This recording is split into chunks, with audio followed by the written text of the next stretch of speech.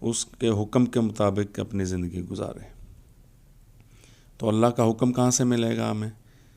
اللہ کی بک سے۔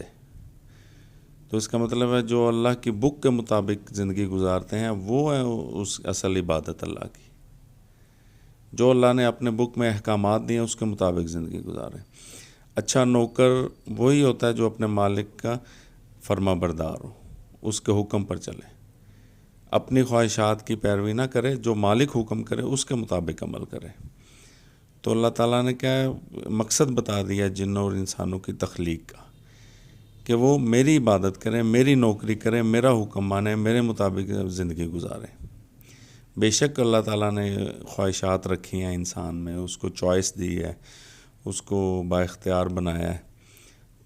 تو یہی تو اللہ تعالیٰ دیکھنا چاہتا ہے کہ کون میرے حکم کے مطابق عمل کرتا ہے اور کون اپنے